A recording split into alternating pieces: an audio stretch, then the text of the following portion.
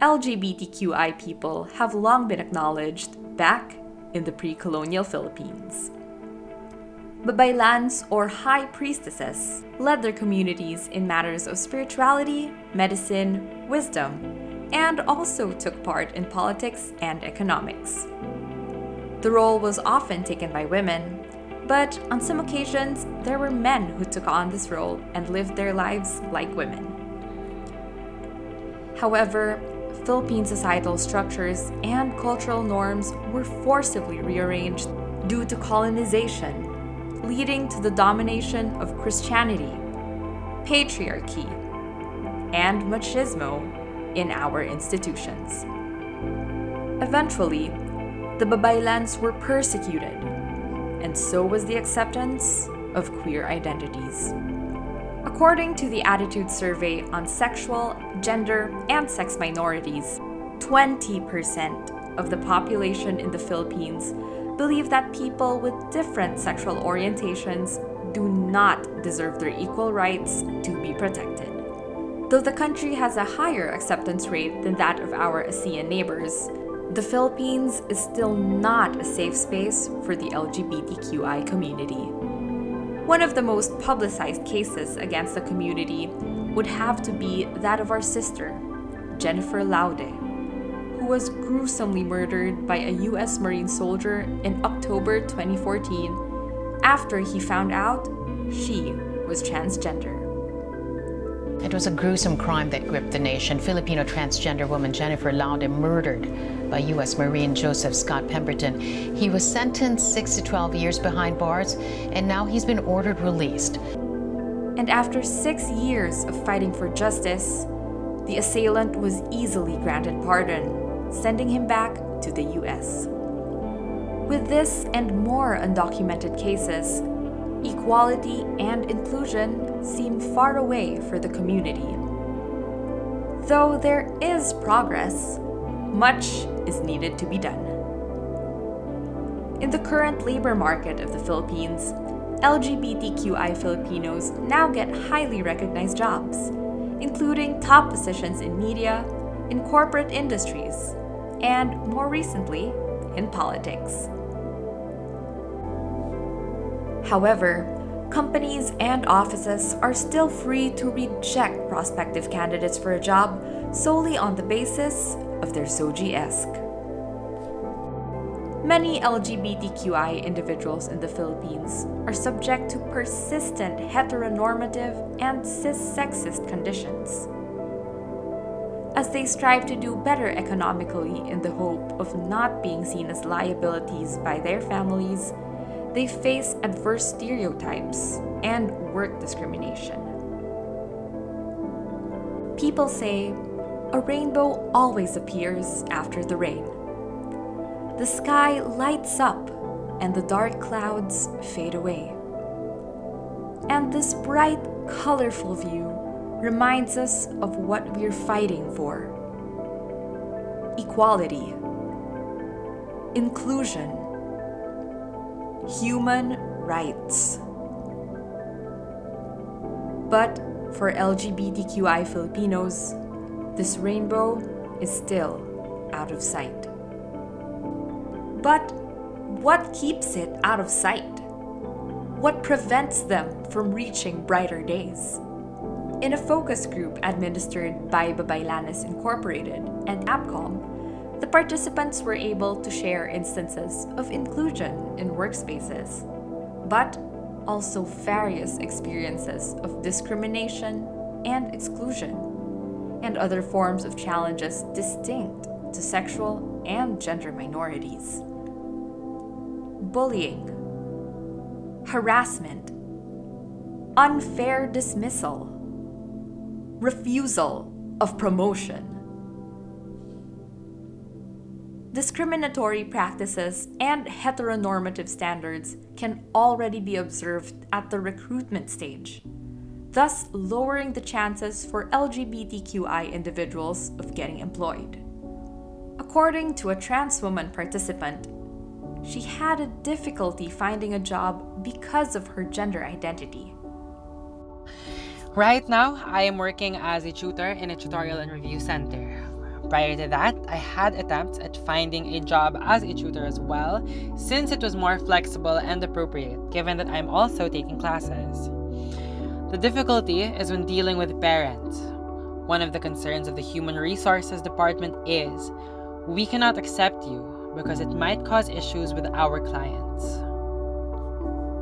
Fortunately, she eventually found a center that allows her to express herself in the best way she wants. She added that although there were clients and students who questioned her identity, as an educator, she took it as an opportunity to teach them about transgender experiences. Another participant from the lesbian and bisexual cisgender women group shared her experience. I don't disclose my sexual orientation because of fear that they wouldn't be okay with it, knowing that my boss is very religious. For most people, there really is a feeling of anxiety that when they find out that you are a member of the LGBT community, it might affect your employment. Gender stereotypes also adversely influence the decisions of which types of jobs to go for. Lesbian and bisexual women with masculine gender expressions enter jobs that fit their stereotype, such as security lady guards. Gay and bisexual cisgender men are seeking jobs such as hair and makeup artists, which fit their stereotype. Although these jobs are noble in their own way, this situation limits the set of opportunities a queer person can explore. But once these LGBTQI individuals get a job and start to have a glimpse of the rainbow, and when it seems like all else is okay, the challenge of financial inclusion remains. Some LGBTQI individuals cannot list their partners of the same gender as beneficiaries, given the practices of insurance companies, even if there is no mandate given by the law. Couples of the same sex at birth need to provide a proof of marriage, even if there's no marriage equality in the country. Transgender persons would also be accused of using fake IDs in bank transactions. These and countless more continue to push the community back to the dark. A rainbow's beauty is seen through the diversity of colors and how these perfectly blend together. In the Philippines, there is a very strong network of civil society organizations working on LGBTQI advocacy. This is why APCOM partners with one of the most established LGBTQI organizations for the Finance Inc. project. Hi, I'm Claire from Babaylanes, and we are the country partner of APCOM for the Finance Inc. project funded by Voice. Finance Inc. aims to improve the access of LGBTQI persons to social and economic services and to increase the space for participation of the LGBTQI community. For our pilot project, we engaged the help of several LGBTQI advocates working in the private sector. Their inputs were very valuable in the development of our framework and our strategy for the SOGIES inclusion module. We are very grateful to Voice and to APCOM for involving us in the Financing project. Without their initiative and their support, we would not have been able to develop our pilot project.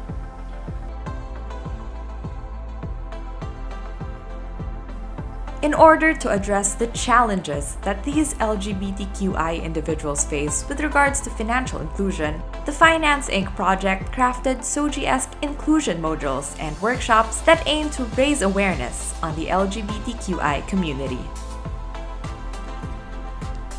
The organization hopes that through their pilot project, the LGBTQI individuals in the workforce will be accepted and treated fairly. Babaylanes and APCOM wanted to create a workshop module that's appropriate to the realities of the sector, and this was reflected in the process of module development. The module was crafted through consultative and collaborative efforts, and done through Zoom calls as a response to the ongoing pandemic. 5 main activities were created. So the first activity is the consultation. We invited LGBT Filipinos working in the private sector. We had a focus group discussion to discuss about the nuances in this field.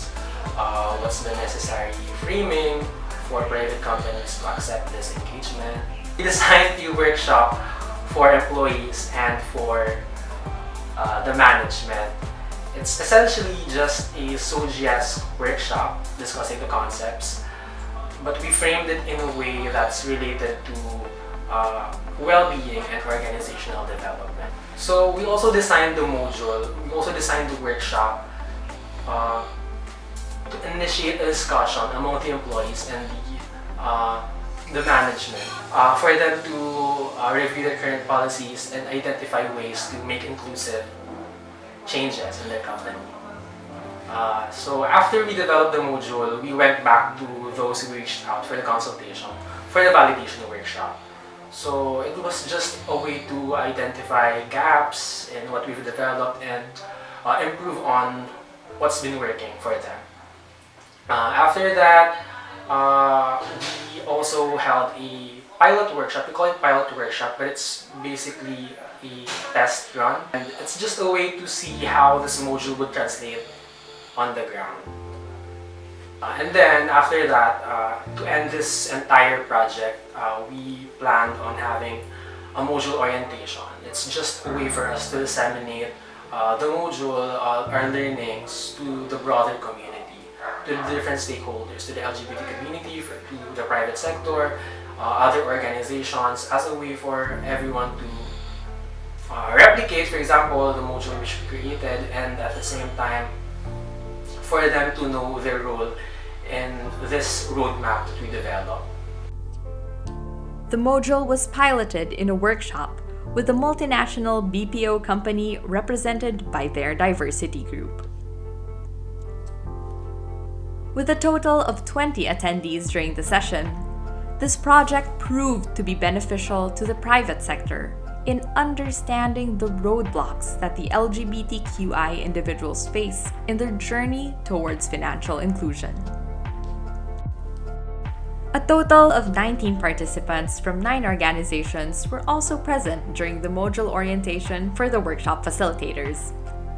Babaylanes and APCOM believe that these civil society organizations would be of help through applying their learnings during the orientation in deploying the SOGIES modules and continuously building a stronger relation with the private sector.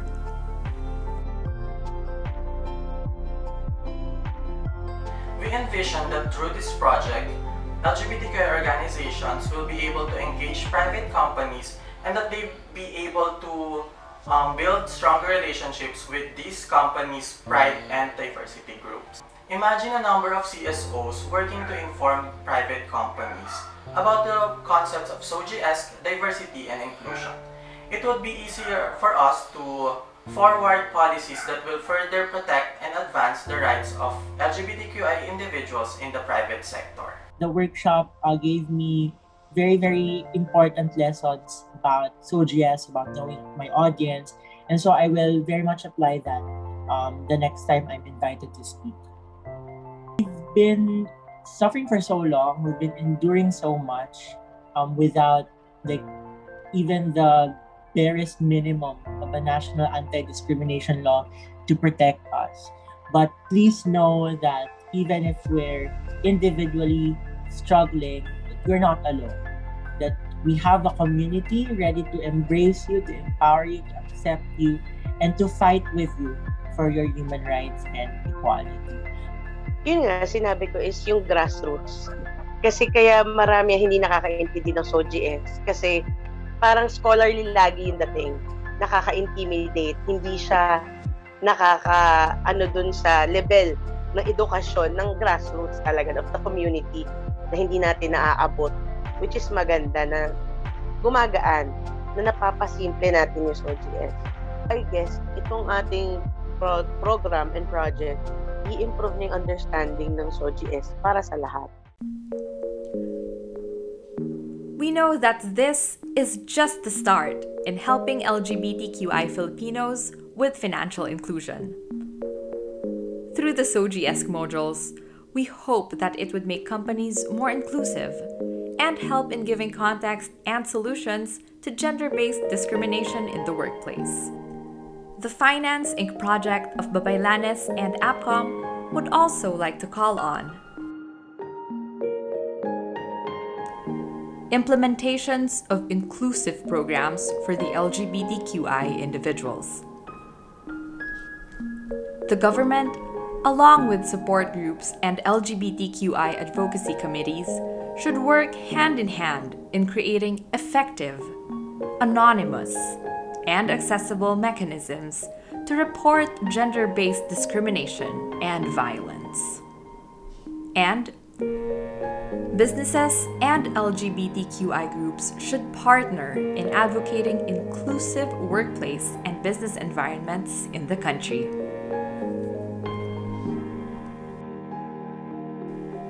Awareness and training on SOGS and the stigmas that surround the community. The private sector, like financial institutions and LGUs, should receive SOGS awareness training on how to deal and interact with members of the LGBTQI community. They say a rainbow always appears after the rain. The sky lights up and the dark clouds fade away. When the stormy weather persists, do we stop hoping to experience the light? For the LGBTQI Filipinos, we continue fighting for equality, inclusion, human rights. As one community, we'll brave the storms together to witness and experience the rainbow that lies ahead.